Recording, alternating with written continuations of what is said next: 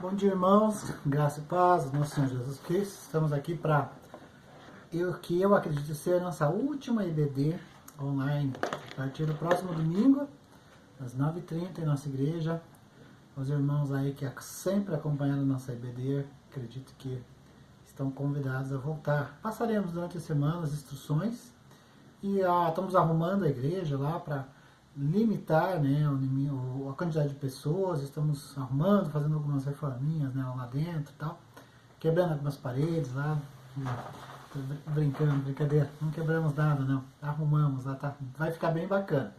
Então um abraço a vocês. Vamos continuar com o nosso estudo. Então, na semana passada nós estudamos o texto de Marcos, capítulo 4, 35 a 41, e falei sobre as tempestades da vida, especificamente as tempestades que nos surpreendem, né? Surpreendidos pelas tempestades da vida. E eu trabalhei, então, a primeira parte, onde eu tratei alguns temas, que a tempestade da vida elas são inesperadas, como foi essa tempestade que aconteceu no Mar da Galileia. Elas são perigosas, porque os discípulos ali correram risco de morte, e elas não são administráveis, ou seja, elas são maiores do que as nossas forças, e elas são surpreendentes, elas nos surpreendem. E eu trabalhei esses pontos, e aí então ficou algumas perguntas que o texto faz para nós, e é sobre isso que eu quero falar com vocês essa manhã, sobre as perguntas nas tempestades da vida. E essas perguntas levantadas aqui pelos discípulos, por Jesus, nós vamos aqui então meditar e trabalhar sobre elas, orando e pedindo ao Senhor Deus que nos oriente, nos dê sabedoria. Vamos ler o texto novamente então? Marcos capítulo 4, versículos 35 a 41. Naquele dia, sendo já tarde, disse-lhe Jesus: passemos para a outra margem. Eles, despedindo a multidão, o levaram assim como estava no barco, e os outros barcos o seguiam. Ora, levantou-se grande temporal de vento, e as ondas se arremessavam contra o barco, de modo que o mesmo já estava a encher-se de água. E Jesus estava na popa, dormindo sobre o travesseiro. Eles o despertaram e lhe disseram: Mestre, não te importa que pereçamos? E ele, despertando, repreendeu o vento e disse ao mar: acalma-te, emudece. O vento se aquietou e fez grande bonança. Então lhes disse: por que sois assim tímidos? Como é que não tendes fé? E eles, possuídos de grande temor, diziam uns aos outros: quem é este que até o vento e o mar lhe obedecem? Então nós vemos aí que essas perguntas que são levantadas no texto, nós vamos trabalhar então essas perguntas, e vamos aí tentar aprender, né, com a pedagogia dessa tempestade, o que Jesus procurou ensinar para os discípulos nessa tempestade, o que nós podemos aprender sobre as tempestades que acontecem em nossas vidas, talvez sobre a tempestade que nós estamos hoje, sobre a pandemia, né, que essa doença, que essa enfermidade causou no mundo todo. E nós também não somos do mundo, mas estamos no mundo, e somos então acometidos, né, somos aterrorizados por essa tempestade impiedosa. A primeira pergunta, então, que nós vemos aqui, ela é feita pelos discípulos. Olha o que eles dizem no versículo 38. Mestre, não te importa que pereçamos? Essa pergunta, ela nasceu no meio de uma grande crise. Os discípulos estavam de frente da morte. Estavam enfrentando uma situação perigosa. O mar estava embravecido, e as esperanças deles estavam esgotadas. Todos os esforços deles foram em vão. E então eles se voltaram e clamaram a Jesus: Mestre, não te importa que pereçamos? E o que esse grito dos discípulos simboliza? Bom, ele evidencia que a tempestade gera em nós medo, provoca em nós um grande temor, porque ela é maior que nós. Em tempos, queridos irmãos, de doença, de perigo de morte, de desastres naturais, catástrofes, guerras, comoção social, terremotos, tragédias humanas, pandemias, doenças que avançam, explode, queridos irmãos, em nosso peito um grito de medo e dor. Mestre, Jesus, não te importa que pereçamos?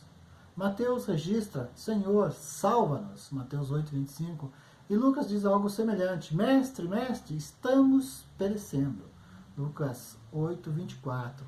Essas palavras expressam muito mais uma crítica, na verdade, que um pedido de ajuda. Às vezes é mais fácil reclamar de Deus do que depositar nossa ansiedade aos seus pés e descansar na sua providência. Às vezes nós reclamamos quando deveríamos descansar. Esse grito também, ele evidencia alguma fé. Se os discípulos estivessem completamente sem fé, eles não teriam apelado para Jesus. Talvez teriam pulado no mar, pego aí seus coletes salva-vidas, que não existia na época, devia ter aí alguma, um barco, alguma coisa, um bote, alguma coisa, teriam pulado no mar, alguns deles eram pescadores, tentado nadar, teriam tentado se salvar por si mesmos. Mas como eles tinham alguma fé em Cristo, eles clamaram a Jesus, mestre, não importa que pereçamos. Então, em meio a toda essa tempestade, se encontrou um pouco de fé. E quando as coisas fogem do nosso controle, elas ainda continuam sob o controle de Jesus, que para nós é praticamente uma causa perdida, para ele não, porque ele é o Deus dos impossíveis. E embora aqui esse grito de mestre, salva-nos, evidencia um pouco de fé, ela é uma fé deficiente. Os discípulos eles não tinham uma fé madura, senão eles não se entregariam ao pânico e ao desespero. A causa do desespero, na verdade, não era a tempestade, mas era a falta de fé. O perigo maior que eles enfrentavam não era o vento, não era o mar impetuoso, mas a incredulidade dentro deles. Havia deficiência de fé no conhecimento deles. Mesmo dormindo, Jesus sabia da tempestade e das necessidades deles. Havia deficiência de fé na convicção e no cuidado de Jesus. Jesus já havia provado para eles que se importavam com eles. Então, queridos irmãos, nós vemos aqui que os discípulos, de fato, eles teriam que deitar junto com Jesus e deixar a tempestade assolar o barco. Mas que decisão difícil, né? Para se tomar em meio a uma situação dessa. Talvez não por coincidência, nós nos encontramos em meio a uma situação dessa. Será que nós vamos nos debater? Será que nós vamos pular do barco? Ou será que nós vamos clamar a Jesus? Ou será que simplesmente nós vamos ir para perto de Cristo, nos deitar ao lado dele, confiando no seu amor, na sua providência, nos seus cuidados, e deixar que a tempestade bata com a força que ela tem? Porque, queridos, se estivermos com Cristo, não seremos destruídos. Não seremos. Então, queridos irmãos, essa é a primeira pergunta aí que os discípulos fazem, né? Mestre, não te importa que pereçamos. Aí Jesus, então, acalma o mar, acalma a tempestade, resolve o problema deles, e aí depois Jesus olha para eles, e aí vem a segunda pergunta, que agora é feita por Jesus. Por que sois assim tímidos? Como é que não tendes fé? Versículo 40. Porque sois assim tímidos, como é que não tendes fé? Os discípulos aqui falharam no teste prático e revelaram medo e não fé. Onde o medo prevalece, a fé desaparece. Nós ficamos com medo porque duvidamos que Deus está no controle da situação. Nós nos desesperamos e julgamos que estamos abandonados à nossa própria sorte. Olha só a palavra grega aqui, deiloi, usada por Jesus. Significa medo covarde, Os discípulos estavam agindo covardemente quando poderiam ter tido plena confiança em Jesus. Aqueles discípulos deviam ter fé e não medo. E isso por algumas razões que são implícitas no texto e também no testemunho de Jesus, no conhecimento da palavra de Deus. A primeira delas que nós vemos aqui é a promessa de Jesus. Qual era a promessa de Jesus para eles no início do texto? Passemos para outra margem. Olha só o que Jesus disse a eles. Vamos, meus queridos irmãos, vamos entrar no barco e passemos para outra margem. Não é algo que a gente deve se pensar, confiar um pouco mais nas promessas que Cristo faz para nós? Não é verdade? Isso não é um fato que mexe com o nosso interior? Jesus prometeu aqui que eles chegariam a outra margem. O destino deles não era naufrágio, mas a outra margem. Para Jesus, a promessa e a realidade são a mesma coisa. O que ele fala, ele cumpre. Jesus não promete uma viagem calma e fácil, mas garante uma chegada certa e segura. Quando Deus chama Abraão lá, queridos irmãos, em Gênesis 12, e promete a ele descendência, promete a ele uma grande nação, promete a ele uma terra farta e bela, de início Abraão não recebe todas essas coisas. Aliás, ele recebe ali muito menos que o mínimo do que tudo aquilo que Deus tinha prometido a ele. Mas ele creu. E a promessa se cumpriu. A promessa se cumpriu. Então, queridos irmãos, a promessa que Cristo faz para nós e a realidade, ela é a mesma coisa. Porque ele fala, ele cumpre. Ele não promete aí a ausência de lutas, a ausência de tempestades. Como nós vemos na vida de Abraão, Abraão passou por várias lutas, por várias tempestades, por vários momentos difíceis, mas ele conquistou. Ele chegou até onde Deus tinha prometido para ele que ele chegaria. Então, haverá lutas em nossa peregrinação, mas a vitória é garantida. Essa promessa deveria ter encorajado os discípulos, deveriam ter se lembrado, mas o Senhor nos falou que nós passaremos para o outro lado da margem. Vamos ficar junto com ele. Salmo 89, versículo 9 diz assim: dominas a fúria do mar quando as suas ondas se levantam, tu a acalmas. Quando o medo assaltar a sua fé, agarre-se nas palavras e a promessa de Jesus. Além da promessa que Jesus tinha feito para eles, Jesus estava ali junto com eles. Jesus estava do lado deles. A presença de Jesus, ela nos livra do temor. Davi diz no Salmo 23:4, ainda que eu ande pelo vale da sombra e da morte, não temeria mal algum. Não porque o vale seria um caminho seguro, mas porque a circunstância não era fácil de enfrentar, mas porque a presença de Deus era o seu amparo. Por isso que Davi fala que o Senhor é o pastor deles sobre pastos verdejantes, na presença de inimigos e nos vales da sombra da morte. Porque a fé dele evidenciava que o Senhor, o bom pastor, estava sempre ao lado dele. Como Jesus estava aqui ao lado dos discípulos, a presença de Jesus aqui era real. Ninguém enfrentou uma tempestade como os discípulos aqui enfrentaram, com Deus encarnado dentro do barco. Com Deus encarnado dentro do barco. Os discípulos, no entanto, se entregaram ao medo, se esqueceram-se que Jesus estava com eles, esqueceram-se que o Rei do céu, o Criador do mar e do vento, o Senhor das tempestades, estava ali com eles. Eles deviam ter prestado atenção um pouco na paz de Jesus, enquanto a fúria da tempestade ali assolava aquele barco, Jesus estava dormindo.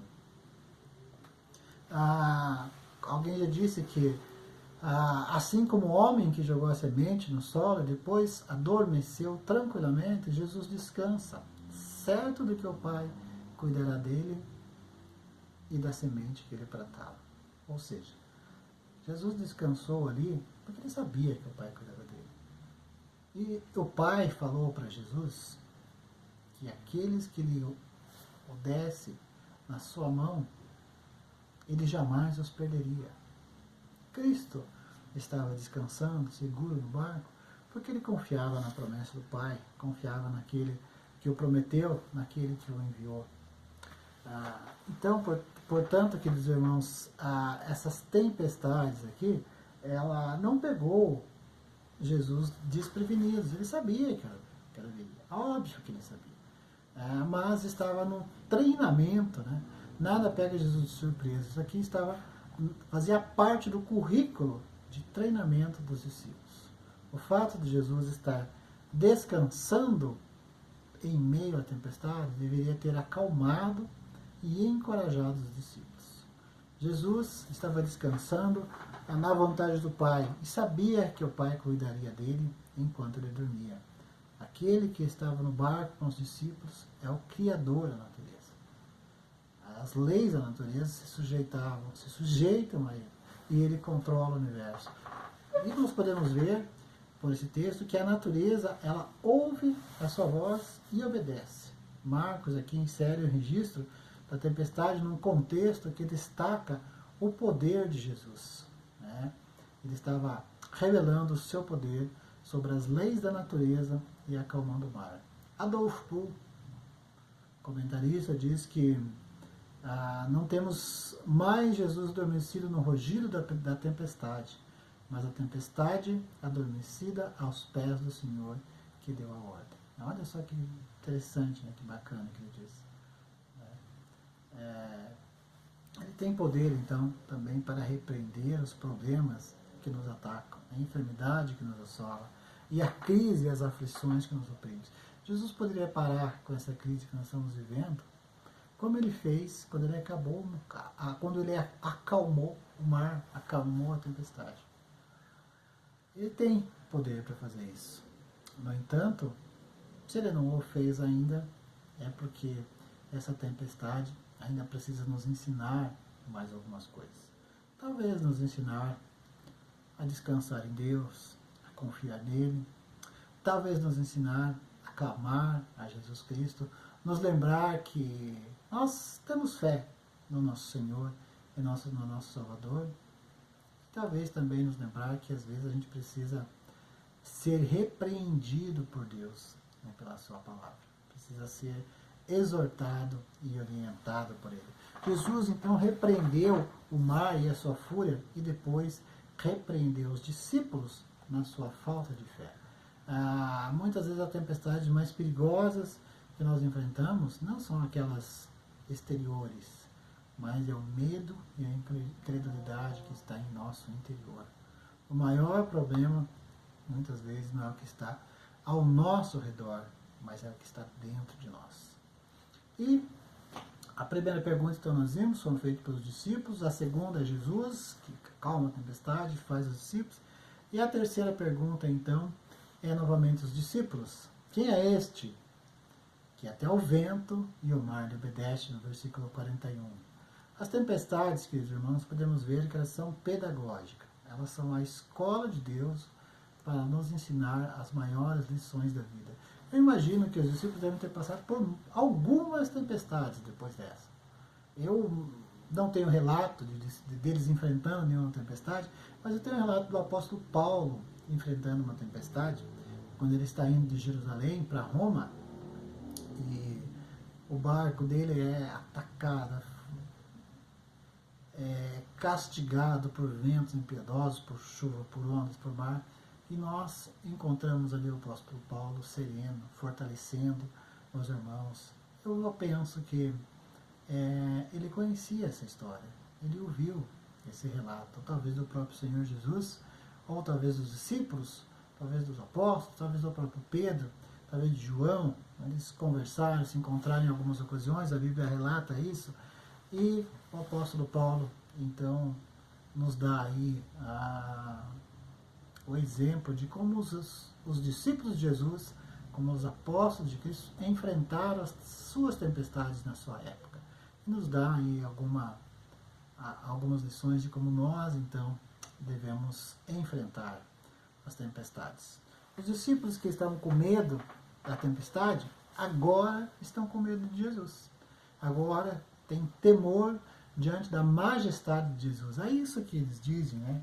Quem é este que até o vento e o mar lhe obedecem? Ou seja, quem é o vento e o mar perto desse homem aí que está diante de nós? O que é o vento e o mar diante desse cidadão aí que se levantou e com uma palavra fez essa tempestade, esse mar revolto, esses ventos impiedosos se acalmarem e trouxe um tempo de bonança? Quem é este? Quem é este? Essa é uma pergunta muito pertinente para nós e para nossos dias. Olha só, aqui a palavra para medo, ela não é mais deiloi, que eu falei no começo, que era usada por Jesus, que foi usada por Jesus e que significa medo covarde. Aqui a palavra usada para medo é fobeu, que significa um temor reverente. Olha só, como já começa aqui a palavra do Senhor e o Senhor Jesus agir no coração desses homens, começa a mudar o entendimento deles. O medo e a falta de fé, elas vêm à tônica aqui por um motivo. Eles não sabem quem Jesus é. Eles não conhecem Jesus. E quando o medo da tempestade, da morte, passa, eles são acometidos agora por um outro tipo de temor, uma sensação de assombro, porque Deus estava ali. Deus estava ali. O Criador estava ali. Aquele que disse, haja-se água, haja-se o ar, haja-se todas as coisas, estava ali junto com eles, mostrando a eles que era ele quem comandava a própria natureza. Então a pergunta, queridos irmãos, deles aqui era respondida pelo texto. Jesus é o Mestre Supremo que veio estabelecer o reino de Deus. Jesus ensinou por intermédio de parábolas, e nós encontramos aqui algumas parábolas em Marcos, no versículo 4 mesmo, a parábola do semeador, a parábola da candeia, a parábola do grão de mostarda, ensina aqui então por parábolas, mas ele também ensina através das tempestades. Seu método de ensino é variado e seu ensino é eficaz. Ele é o grande mestre que ensina através das escrituras e também ensina através das circunstâncias da vida. Então nós devemos aprender com ele, também devemos aprender sobre ele. O reino chegou como rei, e o rei é Jesus. Ele é o rei. O reino foi inaugurado. O reino já está entre nós. E como eu sempre costumo dizer a vocês na igreja, o reino de Deus está dentro de nós. Porque Cristo está dentro de nós. Ele habita junto com seus filhos e habita em seus filhos. O Verbo se fez carne, Deus se fez homem, o infinito, aquele que sempre foi, entrou no tempo. Aquele que nem os céus podem conter, foi enfaixado de panos e foi colocado-se para reclinar em uma manjedoura. Isso, queridos irmãos, é um grande mistério. Quem pode crer na encarnação de Jesus não deveria jamais duvidar de nenhum de seus milagres duvidosos, de nenhum de seus gloriosos milagres. Jesus é perfeitamente Deus. Ele é o Criador, sustentador e interventor na natureza. O vento ouve a sua voz, o mar se acalma quando ele fala, as estrelas o conhecem e lhe chamam pelo seu próprio nome. Todo o universo se curva diante da sua autoridade. Ele é o Deus verdadeiro. É Ele quem livra o seu povo e acalma as tempestades das nossas vidas. É Ele quem acalma os terremotos das nossas almas e é Ele que nos ajuda e nos auxilia em todo o tempo. O mesmo Jesus, então, queridos irmãos, que dormiu exaustos depois de um dia de ensino, levanta-se e repreende o vento e o mar. Algumas pessoas que enfrentavam essa mesma tempestade, se nós voltarmos para o início do texto, nós vamos ver ali que eles subiram no barco e outros barcos o seguiam, versículo 36, outras pessoas que também estavam sendo vítimas dessa tempestade, também foram beneficiadas. Muitas pessoas que recebem milagres e livramentos, mas não sabem que esses prodígios, que essa bênção, que essa graça veio ou foi da intervenção do próprio Jesus. Há pessoas que recebem vários milagres e vários livramentos e não dão glória a Deus por isso. Então nós vemos aqui que o contexto desse episódio ele mostra que Jesus é o Senhor de cada circunstância e o vencedor dos inimigos que nos ameaçam. Ele é a vitória nos perigos que nós enfrentamos na vida.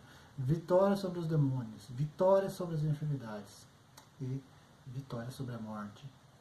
Quando Jesus fez cessar o vento e o mar, eles se acalmaram como uma criança que se aquieta da ordem da autoridade quando o Pai a pega nos seus braços. Mateus diz que os discípulos então se maravilharam. Marcos diz que eles temeram grandemente. Antes eles tinham medo da natureza, agora eles tinham temor do Senhor. Agora eles temem o Criador na natureza. Antes eles estavam amedrontados pelo vento, agora estão cheios de temor pelo Senhor que criou o vento. Agora eles estão cheios de temor e admiração do Senhor Jesus. E para encerrar esse nosso estudo, eu te pergunto, a quem você teme? As circunstâncias da vida, as tempestades da vida, ou o Senhor que criou todas essas circunstâncias? O mundo e tudo aquilo que o assola, ou o Senhor que criou o mundo e nos colocou para vivermos aqui? Que você possa temer o Senhor, confiar nele, esperar nele e ter fé. Essa tempestade que estamos passando, estamos vivendo, vai terminar, vai ter um fim. Vai ter um fim. E certamente outras virão. Certamente outras virão. Nós vemos que essa não é a primeira tempestade que a Bíblia relata que os filhos de Deus enfrentaram. Certamente essa não foi a primeira e certamente essa não foi a última. E o que nós enfrentamos hoje, em nossos dias, não é a primeira tempestade que vocês enfrentaram. Não é a primeira tempestade que eu enfrentei. Nós já passamos por situações difíceis. E certamente um dia passaremos de novo. Mas, com Cristo no barco, tudo vai muito bem. E cessa o temporal. Como diz aquele velho corinho que nós gostamos tanto. Com Cristo no barco, tudo vai muito bem. E cessa o temporal. Que Deus os abençoe e vocês tenham um excelente domingo. Vamos orar? Senhor Deus, Pai amado, graças te damos porque o Senhor é o Deus que cuida de nós em todas as circunstâncias, em todos os momentos. O Senhor é o Deus que derrama sobre nós graça, verdade, conhecimento do Altíssimo, e o Senhor é o Deus que nos guia diante de todas as lutas, situações e dificuldades da vida, Pai. Nos ajuda, Senhor Deus, a te louvar, a te adorar, a bendizer o seu nome. Nos ajuda, Pai, em meio à tempestade que estamos vivendo hoje, Deus. Nos ajuda a nos aquietarmos perto do Senhor e ficarmos confiantes de que com Cristo tudo vai terminar bem, Pai. Porque se cremos, Deus, que o Senhor ressuscitou, cremos também que ressuscitaremos com o Senhor, Pai. Essa, Senhor Deus, é a nossa vitória. Essa é a fé que vence o mundo. Essa é a fé que o Senhor embutiu em nossos corações. Obrigado, Pai. Obrigado, Senhor Jesus. Essa é a nossa oração, Pai. Oro para que o Senhor dê um bom dia aos nossos irmãos, à nossa igreja. E louvamos ao Senhor que semana que vem, Pai, nós possamos novamente, Deus, abrir, Pai, as portas da casa do Senhor e cultuar o Senhor, Pai, como o Senhor tem nos mandado fazer. Obrigado, Deus. Eu oro em nome de Jesus. Amém.